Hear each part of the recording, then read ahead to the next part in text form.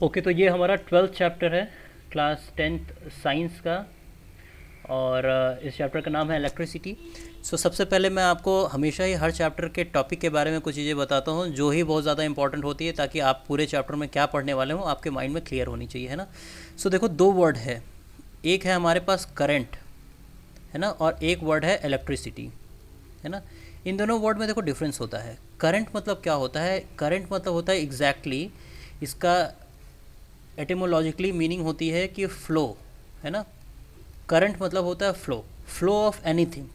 जैसे हम कहते हैं करंट ऑफ, हमारे पास वर्ड आता है, हम कहते हैं कि करंट ऑफ, है ना, करंट ऑफ वाटर। कहते हैं कि गंगा नदी में जो करंट ऑफ वाटर है या रिवर है वो बहुत ही तेज है। तो करंट मतलब होता है फ्लो। जब भी आप बोलेंगे कि है ना, कि करंट के बारे में आप बात करेंगे तो करंट का मतलब होता है कि फ्लो, है ना। तो यहाँ पे इलेक्ट्रिसिटी का क्या मतलब होगा? तो electricity is the current of, या फिर करंट ऑफ इलेक्ट्रॉन्स, है ना, या दूसरे वर्ड में इसे कहते हैं फ्लो ऑफ इलेक्ट्रॉन्स, है ना। इसे हम कहते हैं इलेक्ट्रिसिटी, ठीक है ना। इलेक्ट्रॉन्स का जब हम फ्लो देखते हैं तो उसे कहते हैं इलेक्ट्रिसिटी। तो ये आपके करंट और इलेक्ट्रिसिटी, इन दो वर्ड्स में डिफरेंस है आपका। ये आप अपने माइंड में हमेशा याद रखिएगा। करंट का मतलब आपका इलेक्ट्रिसिटी नहीं होता है, करंट का मतलब सिंपली फ्लो होता है आपका, है ना। आगे बढ़ते हैं। हम चैप्टर में सबसे पहले देखेंगे इलेक्ट्रिक करंट और इसके सर्किट के बारे में, यानी कि कुछ हम देखेंगे कि करंट एग्जैक्टली कहते किसे हैं और इसके सर्किट हमारी किस तरीके से बनती है, और बेसिक उस पर हम कुछ एक फॉर्मूला पता करेंगे शुरुआती टॉपिक में, और उसके बाद से उस पर हम कुछ क्वेश्चंस करेंगे, ठीक है। अच्छा, उसके बाद से हमारे पास चैप्टर में आएगा आगे, जिसमें हमें कुछ इलेक्ट्रिक पोटेंशियल और पोटेंशियल डिफरेंस के बारे में बताया जाएगा। यानी कि आखिर पोटेंशियल क्या होता है, पोटेंशियल डिफरेंस क्या होता है, और आखिर इलेक्ट्रिसिटी यानी ये इलेक्ट्रॉन्स फ्लो करते क्यों हैं, और हम उनकी क्वांटिटी निकालने के लिए या यूनिट निकालने के लिए हम कुछ क्वेश्चंस करेंगे यहाँ पे, और उनको एग्जैक्टली फाइंड आउट करेंगे। फिर चैप्टर में हम सर्किट डायग्राम्स को देखेंगे। सर्किट डायग्राम्स में एग्जैक्टली हम देखेंगे कि अगर हमें रिप्रेजेंटेशन वाइज कुछ डायग्राम्स को दिखाना हो कि इलेक्ट्रिसिटी या बल्ब का इस तरीके का डायग्राम होता है, तो किस तरीके से हम उसे रिप्रेजेंट करेंगे, क्योंकि हर जगह चीज़ें लिखी नहीं जाती है। आपने अप्लायंसेस देखे होंगे, उस पर सिम्बल्स बने होते हैं। फिर उसके बाद से दी मोस्ट इंपॉर्टेंट हमारा ओम्स लॉ आएगा। ओम्स लॉ जो सबसे ज़्यादा इंपॉर्टेंट इस चैप्टर का, और आपको 11th-12th में भी पढ़ने को मिलेगा, उसके बारे में देखेंगे। और वो एक्सपेरिमेंटिकली किस तरीके से फॉलो करता है करंट को, और वोल्टेज एक दूसरे को किस तरीके से फॉलो करते हैं, वो हम देखेंगे। साथ ही साथ हम इसमें एक कांस्टेंट इंट्रोड्यूस करेंगे, जैसे रेजिस्टेंस कहेंगे, और उसकी यूनिट ओम होगी। तो इन सभी के यूनिट्स को भी हम साथ ही साथ चैप्टर में देखते हुए चलेंगे, ओके।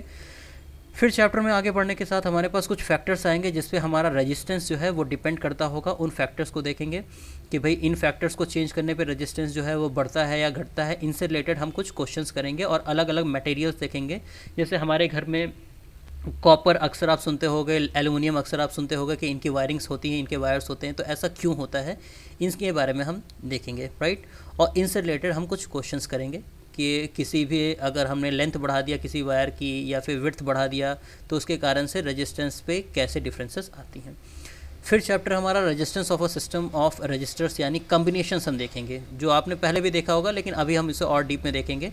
यानी 2-3 रजिस्टेंसेज अगर एक साथ हम लगा दें, जैसे एक हॉल में देखते हैं कई सारे पंखे एक साथ लगे होते हैं, तो वो कैसे सर्किट होती है उनकी, है ना।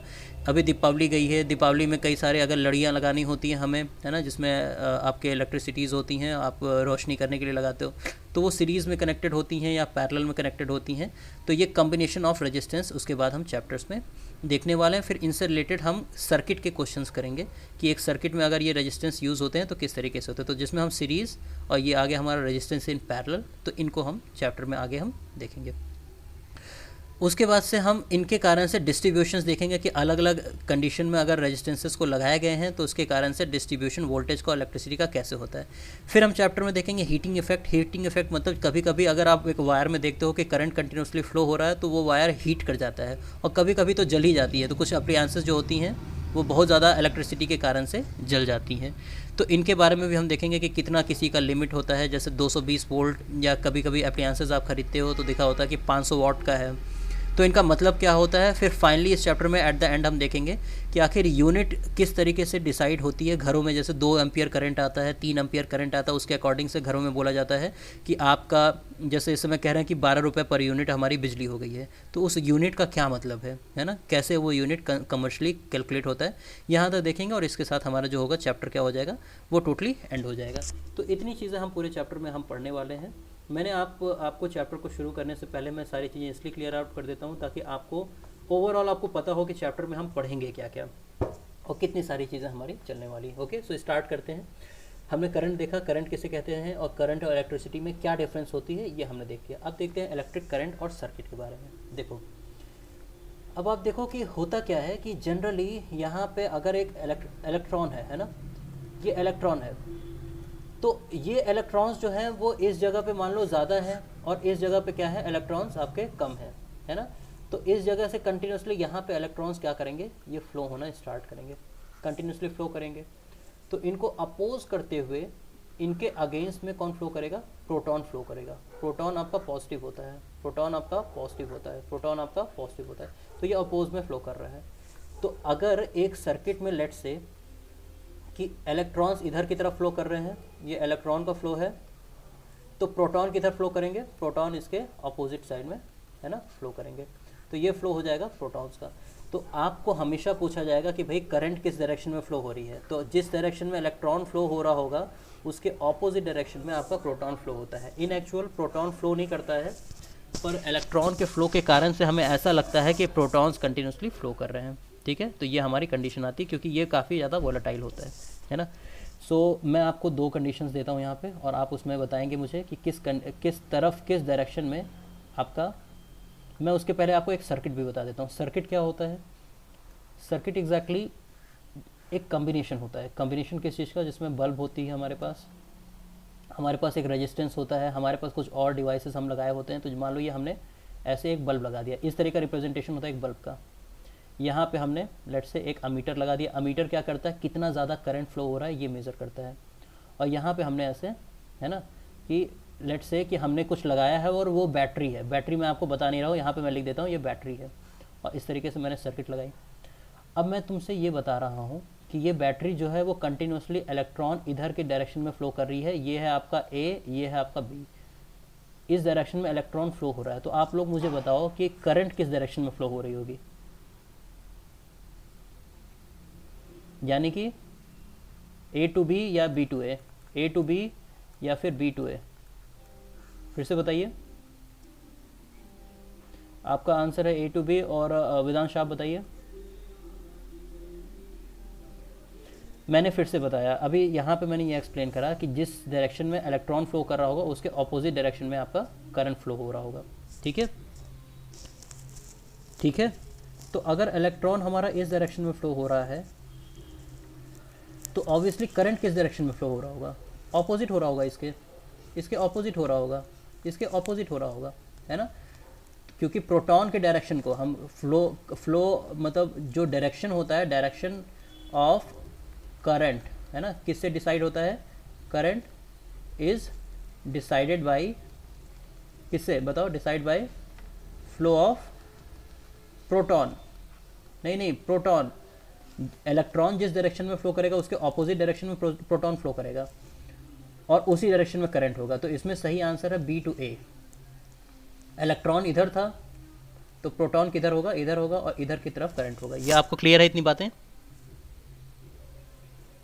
ठीक है, कोई दिक्कत यहाँ पे। आगे बढ़ते हैं। तो हमारा देखो सर्किट कुछ इस तरीके का होता है। सर्किट में हमें चाहिए क्या भाई, हमारे पास इलेक्ट्रिसिटी की सप्लाई है, उसके लिए हमें क्या चाहिए, एक बैटरी चाहिए। बैटरी क्या करेगा, करंट की सप्लाई करेगा, उसके थ्रू क्या होगा, हमारा बल्ब जलेगा। ठीक है, यहाँ पे हमने ऐसी एक डिवाइस लगा दिया जिसे हम क्या कहते हैं, इसे कहते हैं अमीटर। अमीटर क्या करता है, अभी आगे आपके आएगा। एक ऐसा मीटर मतलब जो मेज़र करता है, ऐसा मीटर जो एम्पियर को मेज़र करता हो। किसको मेज़र करता हो, एम्पियर को। एम्पियर मतलब ये यूनिट होती है करंट की। अभी हम आगे देखेंगे, अभी आप कंफ्यूज मत होइएगा। एमीटर किसका यूनिट है, ये मेज़र करता है एम्पियर को। एम्पियर मतलब करंट की यूनिट होती है। आगे बढ़ते हैं। ये हमारा एक बैटरी है, अभी बैटरी के बारे में देखेंगे, सेल के बारे में देखेंगे। ये हमारा एक की है, की क्या होता है, आपके घर में स्विचेस होंगे, उसको ऑन कर दिया तो इलेक्ट्रिसिटी फ्लो करने लगा, ऑफ कर दिया तो इलेक्ट्रिसिटी नहीं फ्लो कर रहा है। ये आपका बल्ब है, अगर बल्ब ग्लो कर जाएगा तो यानी कि इलेक्ट्रिसिटी फ्लो कर रहा होगा। ये आपका क्या है, एक बैटरी है, आपको बैटरी चाहिए जो सोर्स की तरह वर्क करेगा, वो क्या करेगा, कंटिन्यूसली इलेक्ट्रॉन का सप्लाई करेगा। ठीक है। अच्छा, अब इसमें हम कुछ वैल्यूज़ को देखते हैं, है ना। देखो, जो चार्जेस हैं वो कंटिन्यूसली फ्लो करते हैं, एक जगह से चार्जेस जो हैं वो दूसरी जगह से कंटिन्यूसली फ्लो करते हैं। तो रेट, आपको अगर कल को करंट डिफाइन करने के लिए कहा जाए कि डिफाइन, है ना, ऐसे कह दिया गया कि डिफाइन और करंट, और ये आपके एग्ज़ाम में आएगा, और ये कितने नंबर में आएगा, ये 1 नंबर में आ सकता है, लेकिन इसके साथ लिख देगा राइट क्या, इसका एसआई यूनिट भी लिखिए, तो ये आपके 2 नंबर में बदल सकता है, 2 नंबर का आंसर हो सकता है। तो करंट कैसे डिफाइन करोगे, ये है, इसे लिखोगे रेट ऑफ क्या, फ्लो ऑफ क्या, चार्ज। मैं फिर से रिपीट कर रहा हूँ, यहाँ तक आपको समझ में आ रही है नहीं आ रही चीज़ें? ओके, वेदांश आपको समझ में आ रही है? ओके, सो आप करंट को डिफाइन करोगे rate of flow of charge. अब बताओ रेट को कैसे, जैसे rate of change of distance को हम x बाई टी कहते हैं, है ना, rate of change of velocity को हम v बाई टी कहते हैं, उसी तरीके से rate of flow of charge को हम कहेंगे q बाई टी। q से क्या है, q है चार्ज और t है टाइम, है ना, rate of flow of charge, या फिर charge flow per unit time, इसे कहेंगे आप करंट। ये यहाँ तक क्लियर है आपको ये बातें? ठीक है। अब इसकी एसआई यूनिट क्या होगी, तो चार्ज की देखो सभी का लिखते हुए चलो, कुलाम, ये क्यू का एसआई यूनिट होती है कुलाम, COULOUMB, आपके स्पेलिंग से कोई मतलब नहीं है ना, और रिप्रेजेंट करते हैं क्यू से। टाइम का क्या होता है यूनिट बताओ, सेकेंड, इसको एस से करते हैं, तो इस पूरे को हम ऐसा लिखते हैं। करंट क्या है, rate of flow of charge है, इस पूरे का यूनिट क्या हो जाएगा, ये हो जाएगा कुलाम, बताओ कुलाम पर सेकेंड, समझ रहे हो, ये कुलाम आ गया, ये सेकेंड आ गया, तो इसका यूनिट क्या हो गया, कुलाम पर सेकेंड। ठीक है, यही इसकी पूरी यूनिट हो गई। ठीक है, अब इसी को दूसरा एक नाम देते हैं, वो क्या नाम देते हैं, एम्पियर। एम्पियर एक साइंटिस्ट थे जिन्होंने इसे फाइंड किया था इस यूनिट को, तो इनके ही ऑनर में इसका नाम दिया जाता है एम्पियर। यहाँ तक आपको क्लियर है? यानी कल को अगर आपसे कोई पूछेगा कि एम्पियर क्या सेम है कूलाम पर सेकंड के, तो क्या सेम है, बताओ आंसर, क्या ये दोनों सेम है? वेरी गुड, तो ये दोनों सेम है। आप बताइए वेदांश, क्या ये दोनों सेम है? सेम है ऑब्वियसली। तो आपका पूरा आंसर हो गया डिफाइन करंट का, rate of flow of charge is called as current, its SI unit is ampere या फिर कूलाम पर सेकंड, इस तरीके से आप लिख दिया करेंगे। यहाँ तक क्लियर है आपको? यही चीज़ें अभी आपसे आगे पूछी जाएगी। मैंने बताया था आपको कि चार्ज का यूनिट क्या होता है, कूलाम, सी से लिखते हैं, ठीक है, और 1 एम्पियर इक्वल्स टू 1 कूलाम पर सेकंड होता है। ठीक है, ठीक है, इतनी बात है, आगे बढ़ते हैं। अब देखो ये बैटरी क्या होता है और सेल क्या होता है, अभी हम आगे इसे पढ़ेंगे। इसे हम बैटरी, देखो बैटरी और सेल में क्या डिफरेंस होता है, आपके टॉर्च पहले हुआ करती थी, है ना, टॉर्च में इस तरीके से एक इस तरीके का सेल होता था आपका, और एक और ऐसे लगा होता था इस तरीके का। तो एक अगर है अकेला है तो उसे हम कहेंगे सेल, सेल मतलब अकेला है, और अगर कई सारे सेल के कॉम्बिनेशंस हैं तो उसे हम क्या कहेंगे, क्या कहेंगे, बैटरी। Got it? ये ठीक है आपको? ओके, अब इस पे कुछ क्वेश्चंस देखते हैं हम, कुछ क्वेश्चंस देखते हैं। हमारे पास ये पहला क्वेश्चन है, इस क्वेश्चन को आप लोग करोगे और मैं आपको सिर्फ इसमें समझाऊंगा कि करना क्या है। इस क्वेश्चन को पढ़िए एक बार।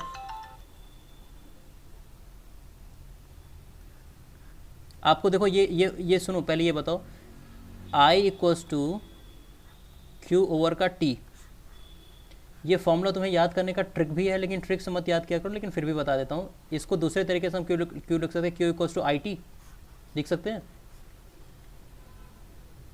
अरे भाई टी इधर चला जाएगा तो Q equals to I T हम लिख सकते हैं ना। तो ये देखो कि इसको याद कैसे कर सकते हो, तुम्हें तुम्हें पता है कि तुम्हारे ग्रेजुएशन में और हर जगहों पे जब करोगे तो तुम्हारे पास एक ब्रांच भी आएगा, आईटी, है ना, इंफॉर्मेशन टेक्नोलॉजी कहते हैं। टेंथ में तो बहुत लोगों के सिलेबस भी होते हैं। तो ये आईटी हमेशा साथ रहेगा, इंफॉर्मेशन टेक्नोलॉजी ये हमेशा साथ रहेगा।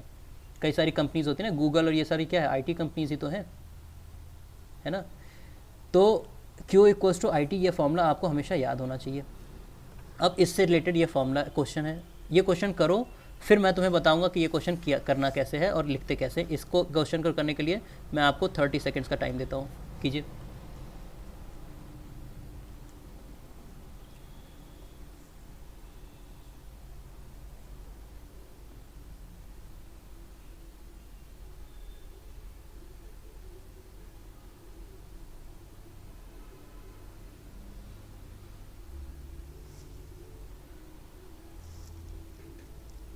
ओके, वेदांश आपका हुआ, वेरी गुड।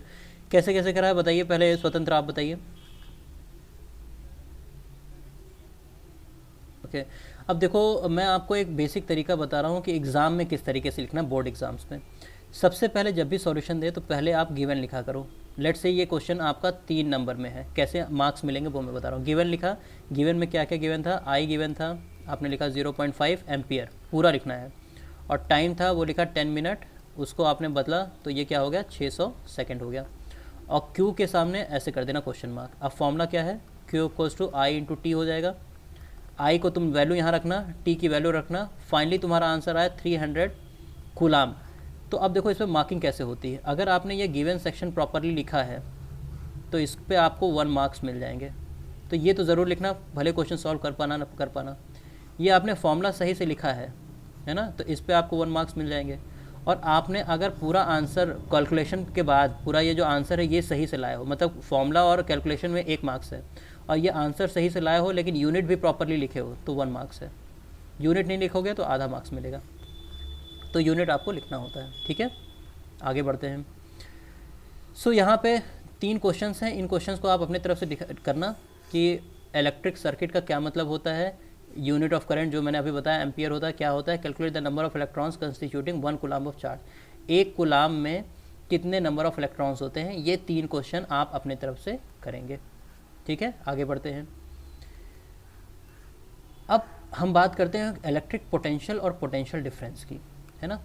चलो अब देखो इसको बड़े अच्छी तरीके से समझेंगे हम। 2 टैंक्स हैं हमारे पास, ये 2 टैंक्स हैं और दोनों टैंक एक ही हाइट पे रखे हुए हैं। अब इन दोनों टैंक्स को अगर एक पाइप के थ्रू कनेक्ट कर दिया जाए तो क्या इस टैंक से इस टैंक में पानी जाएगा, अगर पूरे ही फील्ड अप है, पूरे ही फील्ड अप है, नहीं जाएगा, ऑब्वियसली नहीं जाएगा, है ना। इनको फ्लो कराने के लिए चाहिए क्या कि मान लो एक टैंक इस तरीके से है और दूसरा टैंक है ना इस तरीके से है। एक टैंक में पानी इस लेवल तक भरा हुआ है। स्वतंत्र ध्यान दे रहे हो ना यहाँ पे, वेदांश ध्यान दे रहे हो तुम, ओके। इस टैंक में ऐसे पानी भरा हुआ, तो मान लो इस पाइप को हमने ऐसे कनेक्ट कर दिया। अब क्या होगा कि इधर से पानी जो है वो इधर की तरफ फ्लो होना स्टार्ट होगा। क्यों होगा, क्योंकि इसमें पोटेंशियल क्या है, ज़्यादा है, तो यहाँ पे क्या है, हाई पोटेंशियल है, और इसमें पोटेंशियल क्या है, लो है। यानी कि पोटेंशियल इन द सेंस कि प्रेशर का लेवल है ना, लेवल जो है वो ज़्यादा, इधर कम है। तो जब ये प्रेशर का डिफरेंस होगा तभी ये फ्लो करेगा। इसी को इलेक्ट्रिसिटी के भाषा में कहते हैं कि कितने लेवल तक है, इसी को हम कहते हैं पोटेंशियल, कितना पोटेंशियल है। और ये जो डिफरेंस आ रहा है ना, इसके और इसके बीच का ये जो डिफरेंस आ रहा है, इसे कहते हैं हम पोटेंशियल डिफरेंस। इस तरीके से इसे डिफाइन करेंगे, ठीक है। तो यहाँ देखते हैं हम कि पोटेंशियल, देखो यहाँ पे बहुत ही इंपॉर्टेंट होगा जो मैं अभी डिफिनेशन आपको बताने जा रहा हूँ। एग्जाम में आएगा what is potential, define 1 volt. Question क्या आएगा आपका, टोटल क्वेश्चन रहेगा ऐसे रहेगा कि व्हाट इज़ क्या पोटेंशियल, है ना, और आ जाएगा कि डिफाइन 1 वोल्ट, वोल्ट इसको डिफाइन करना, ये पूरा क्वेश्चन है आपका, ठीक है। आगे बढ़ते हैं। तो हमें कैसे डिफाइन करना है, we define the electric potential. ये देखो ये हमारा पूरा डेफिनेशन है, इसको आप मार्क कर लीजिएगा। एक पॉइंट से दूसरे पॉइंट तक लाने के लिए हमें जो वर्क डन करना पड़ता है किसी भी पॉइंट चार्ज को, देखो लिखा हुआ है electric difference between two points in an electric circuit carrying some current as the work done to move a unit charge from one point to other. एक पॉइंट चार्ज को, किसी भी पॉइंट चार्ज को एक जगह से दूसरी जगह तक लाने के लिए जो हमें क्या करना पड़ता है, वर्क डन करना पड़ता है, वो क्या होता है आपका, क्या होता है, पोटेंशियल होता है। इसी को एक दूसरे उसमें लिख रहा है V equals to W over का क्यू। ये आप समझ लो, ये लेक्चर देखो मैं तुम्हें बड़े ध्यान से समझा रहा हूँ कि इसको डिफिनेशंस कैसे लिखते हैं। ये क्वेश्चन बहुत इंपॉर्टेंट है, ये क्वेश्चन आएगा। वेदांश ध्यान देना, स्वतंत्र ध्यान देना। Work done per unit charge, जैसे वहाँ पे चार्ज पर यूनिट टाइम था, वैसे यहाँ पे क्या है, work done per unit charge. हर चार्ज पे कितना वर्क करना पड़ा है, वही है पोटेंशियल। अब डिफिनीशन क्या है, एक पॉइंट को एक चार्ज को एक पॉइंट से दूसरे पॉइंट तक लाने में जो वर्क डन करना पड़ रहा है वो क्या है, आपका पोटेंशियल है। अब जल्दी से बताओ, वो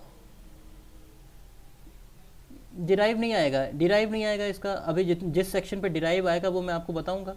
यहाँ डेरिवेशन नहीं आएगा, इसका डेरिवेशन आएगा ही नहीं, इसका बिल्कुल ही डेरिवेशन नहीं आएगा। जिस जगह पे डेरिवेशन आएगा ना वो मैं आपको बताऊंगा, और वो चीज़ बुक में भी तो दी होगी, यहाँ पे बुक में तो दी ही नहीं है ना। ये सेक्शंस 12th के हैं टोटल। अब देखिए V equals to W over का क्यू है। डब्ल्यू का यूनिट क्या होता है बताओ, हाँ जूल। और चार्ज का क्या होता है, कूलॉम। तो आपके वोल्ट का यूनिट क्या हो गया, जूल पर कूलॉम, J ओवर का C ऐसे लिखते हैं। और इसी को दूसरा नाम देते हैं वोल्ट। वोल्ट अलग एक साइंटिस्ट थे और इनके नाम पे हम इसका यूनिट का नाम देते हैं वोल्ट। ठीक है, यहाँ तक क्लियर है आपको। अब जो मेन क्वेश्चन मैंने आपसे पूछा था वो ये था कि how will you define 1 volt.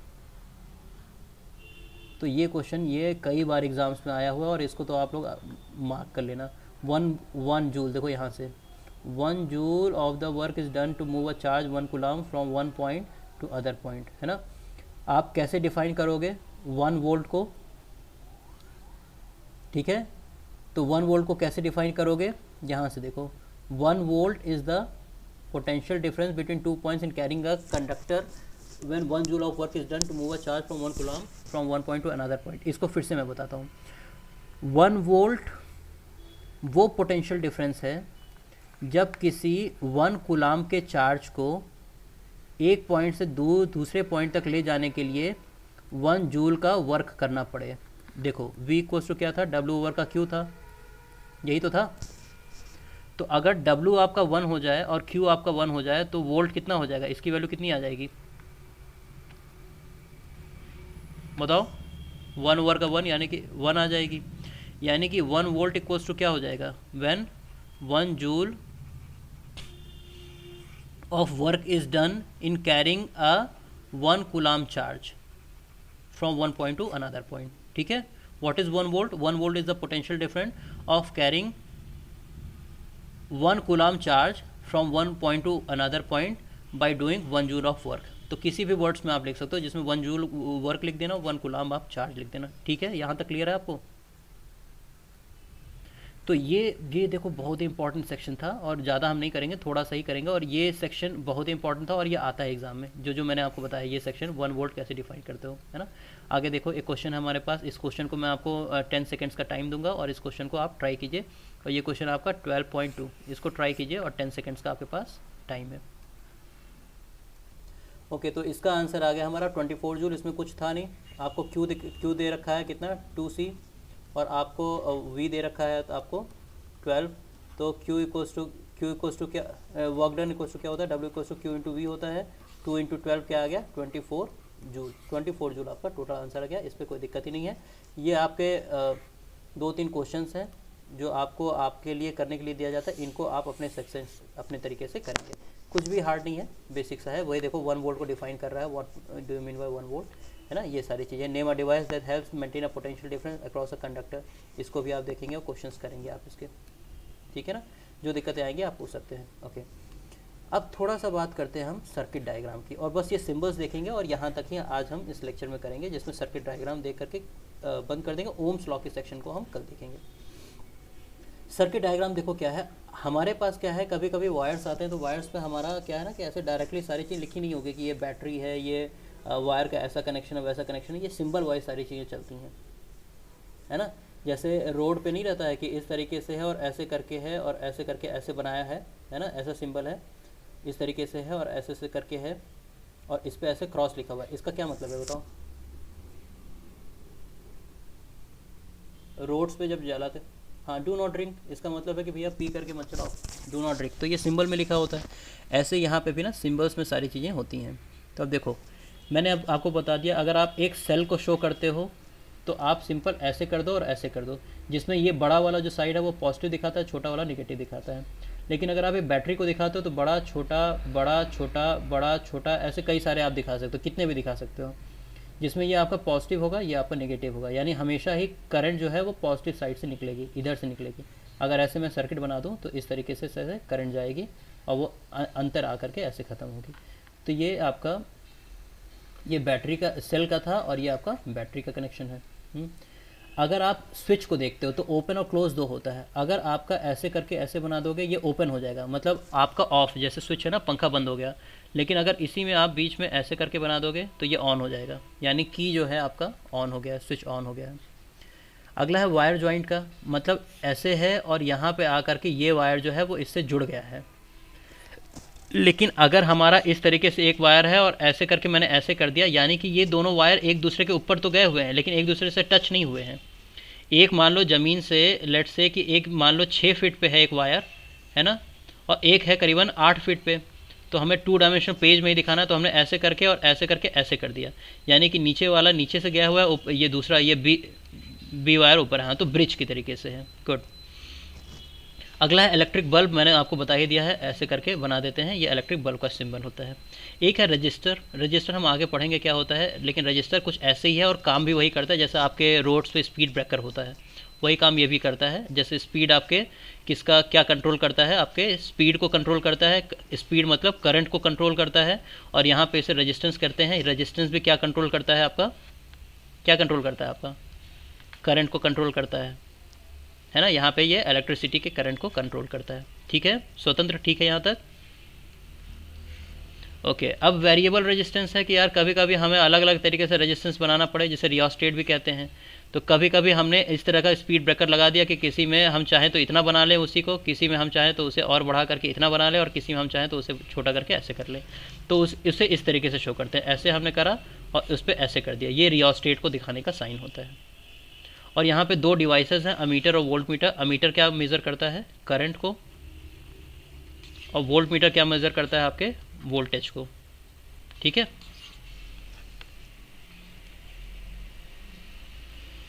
Ammeter और वोल्ट मीटर में डिफरेंस आपको अगर पूछेगा तो आप अमीटर में लिखोगे कि अमीटर क्या करता है, अमीटर आपके करंट को मेज़र करता है, ठीक है, और वोल्ट मीटर क्या करता है, तो वोल्ट मीटर आपके वोल्टेज को मेज़र करता है। ठीक है, दूसरा अमीटर जो होता है ये हम आगे बताऊंगा इसे और डीप में, लेकिन अभी यहाँ पूछा है तुमने तो इसलिए बता रहा हूँ। अमीटर जो डिफरेंस में बता रहा हूँ, अमीटर वोल्ट मीटर। अमीटर क्या होता है, हमेशा एक सर्किट के सीरीज़ में कनेक्टेड होता है, और ये हमेशा सीरीज़ के पैरेलल में कनेक्टेड होता है। ठीक है, अमीटर जो है उसको डायग्राम शो करने का तरीका जो होता है वो कुछ इस तरीके का होता है कि प्लस माइनस में हम ऐसे शो करते हैं, और यहाँ पे ए, और वोल्ट मीटर को ऐसा शो होता है करने का, है ना, प्लस माइनस में, और ये। तो इस तरीके से आपको यहाँ तक की डायग्राम्स है, और इसके आगे जो ओम्स लॉ है ये हम अगले लेक्चर में, है ना, इन चीज़ों को